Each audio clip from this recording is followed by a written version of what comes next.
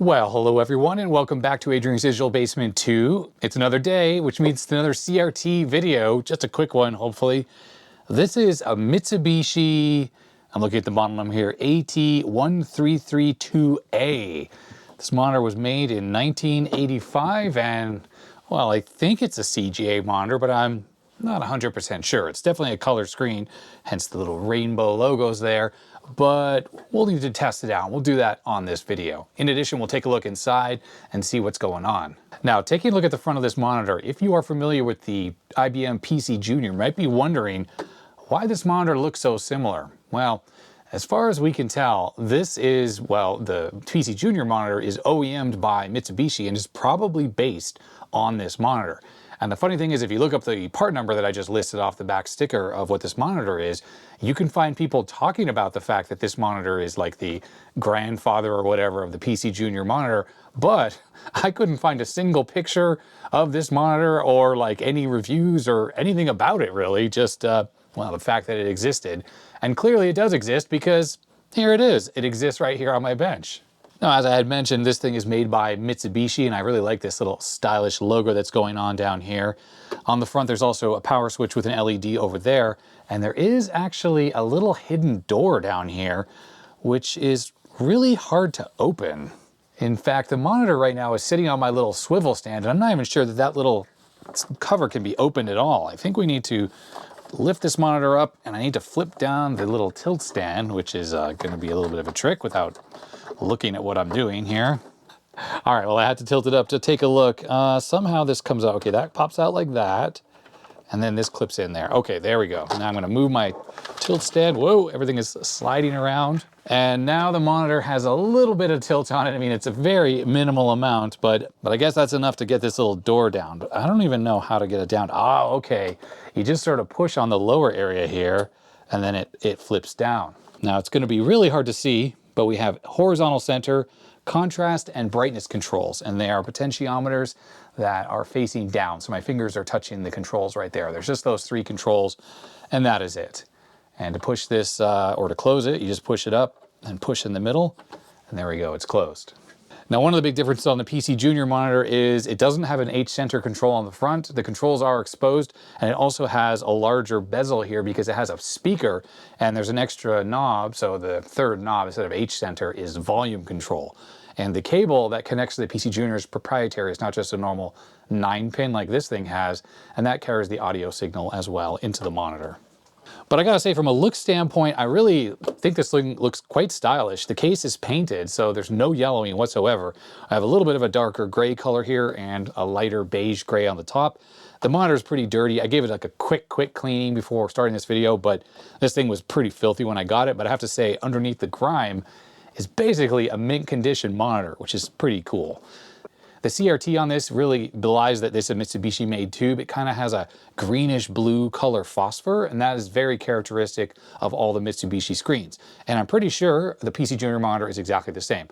I have a PC Junior monitor. It just isn't easily accessible right now, and I don't really feel like getting it down. It's way up in my crawl space behind a bunch of other stuff. I'd have to move tons of stuff to get to it. That's one of the problems with having a small house like I do.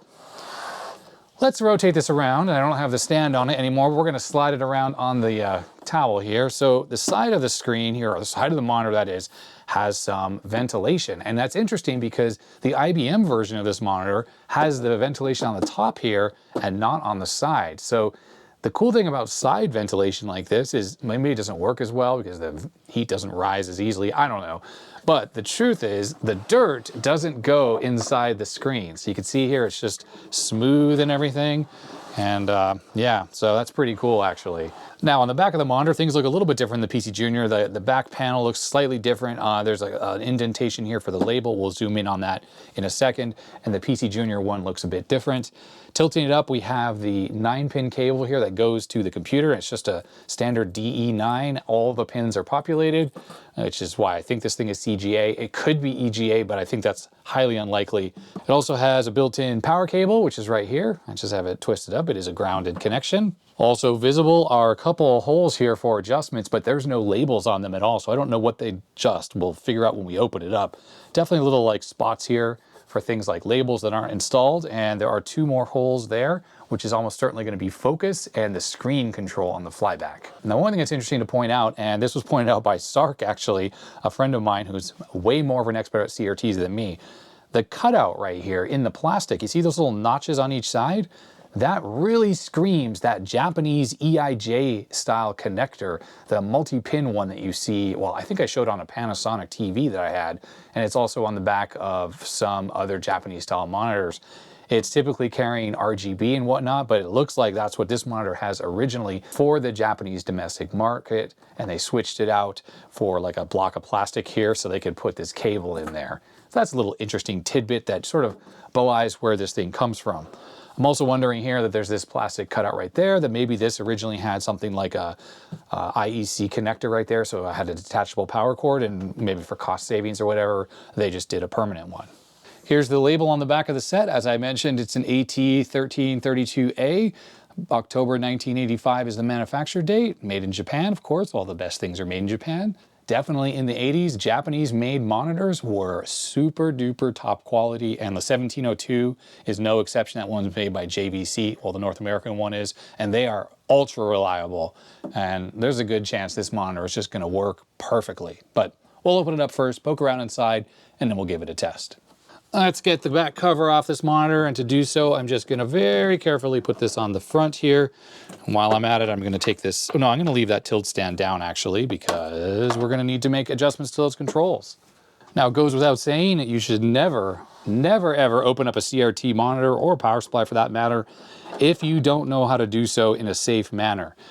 The mains voltage input here, which is this cable, definitely can carry lethal voltages, especially if you're living in countries that are 220 volts and the wiring in your house doesn't have all the protection stuff on it. I know what I'm doing working inside of these, but this is really just for entertainment purposes, and you should not do the same thing unless you know what you're doing. All right, all the screws are out, so this top cover should come up, and it does. But the problem is we're going to have to feed these cables through, I'm pretty sure, so I'm going to untangle this mess that I made.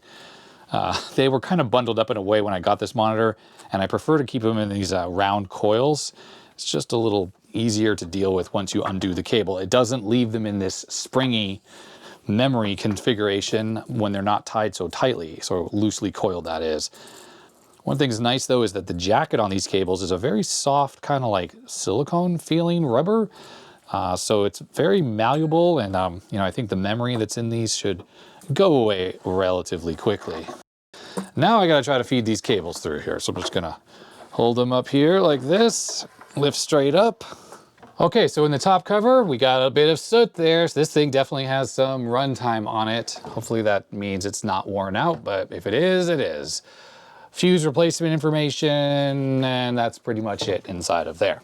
All right, so the PCB, nice construction quality, very typical for Japanese sets. They have all the markings and stuff on this side, so it makes it nice and easy to work on. This does have a plastic structure around it, some metal shielding on the top. Overall, seems pretty good. I am seeing one thing that I don't like though, and it's that hygroscopic glue. Let's flip the stand down actually, so this sits down a little bit easier. Hygroscopic glue, I think that's what it's called, where it absorbs water and becomes conductive. I can see some of that on the yoke, and if that's all over the PCB, things aren't going to be looking good for this thing. There is the inside of the set. So this is that glue I was talking about. It's kind of rusted out this piece of metal right here, so don't love that.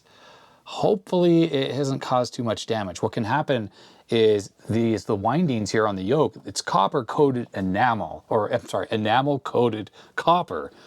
And what can happen is that breaks down a little bit, then it actually can corrode the windings here, and then you have no more deflection yoke. So these aren't necessarily interchangeable from one monitor to another either, so I don't know. I guess the fact is this probably has a very similar construction quality to the PC Junior, and those work, so I guess that's fine. Okay, looking around the PCB, things look pretty good actually. I haven't used this set, by the way. Well, I haven't used it at all. I've had it in my house for ages. I never even plugged it in, so there's no chance that anything is going to be charged. There's a fuse right there. There's a little bit of dust in here as a heat sink. I don't see any of that glue I was talking about that has a tendency to like rot out the components. So that is excellent. rotating this around here. So we had vertical deflection happening here. There it is, probably. The flyback has lots of soot on it. Look at that. And look at this high voltage anode cable. It's very crispy.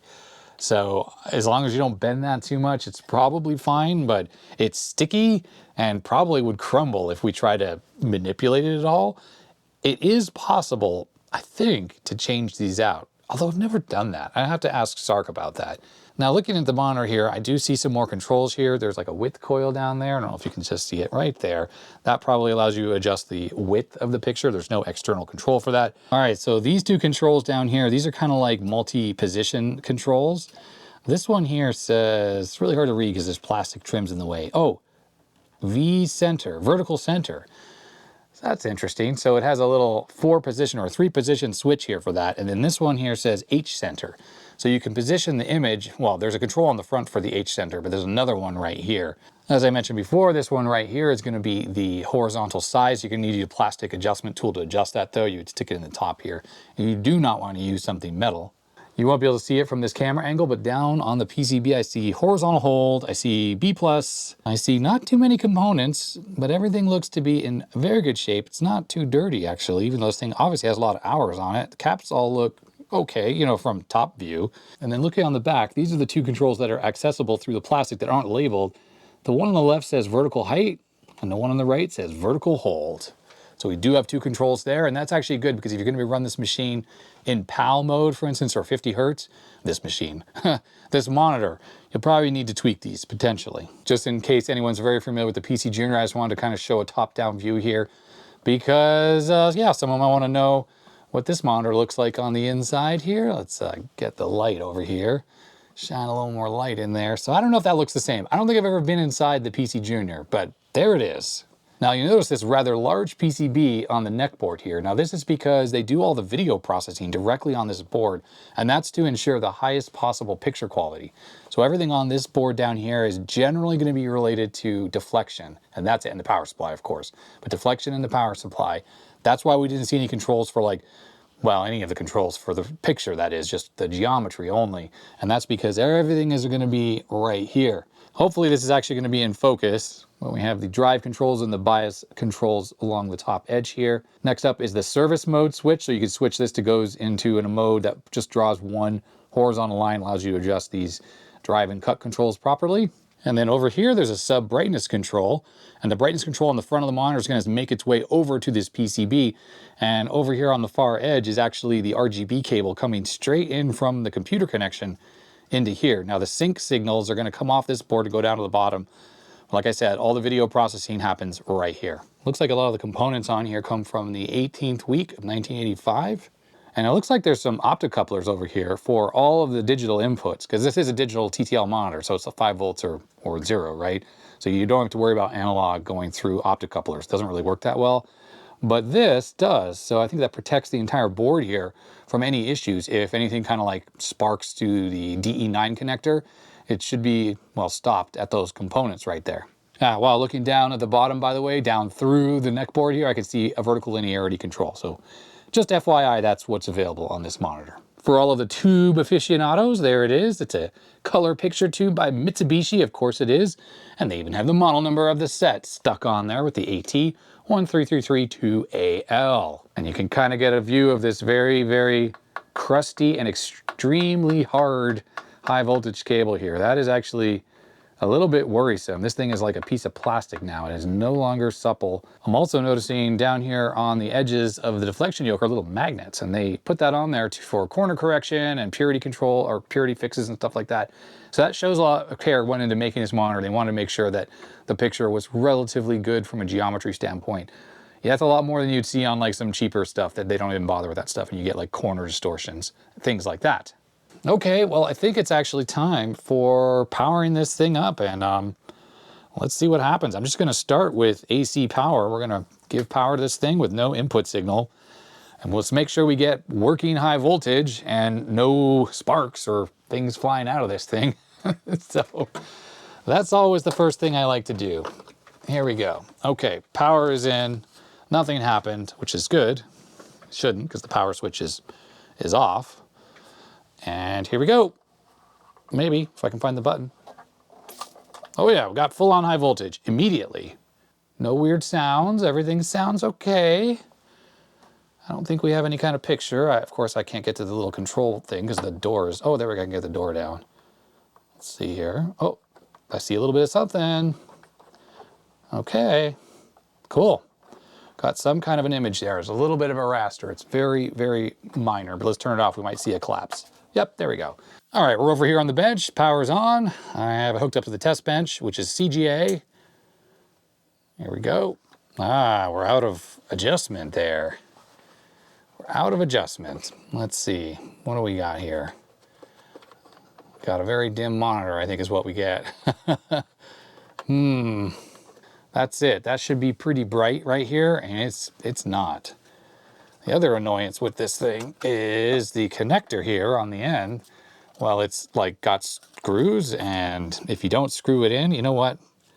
To be honest, it might not have actually been making good contact. Let me get this properly screwed in before I go doing anything. But yeah, you gotta screw it in to even get the connector on all the way. What a dumb design. Okay, there we go. Now that's all the way on. Let's try number 2. That maybe it didn't have the horizontal sync going into it. Oh, yeah, that was it. Okay. Well, there we go. It is CGA. And yeah, this thing is absolutely positively tired.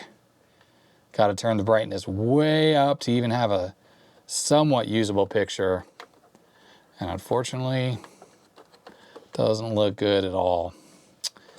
Well, that's a shame. That is a shame. We'll run a couple tests on here and I will demonstrate what I'm talking about. And this other control, yeah, horizontal centering control. Let's run Jim Leonard CGA compatibility suite. Oh, it doesn't look good at all. This is a poor, poor CRT. You know, I don't feel bad though. It's worn out, but you know what? Someone bought this thing and they used it. It wasn't like they used it for a short period of time and then it got put aside and never used again. This thing was used like for its intended purpose and for a long time.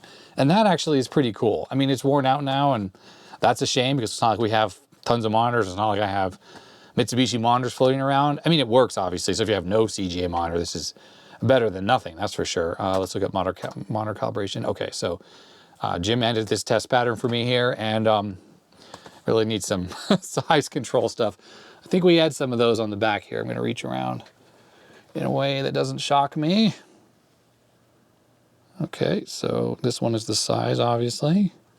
And then we have horizontal or vertical hold. Okay, there we go. That's a little bit better now.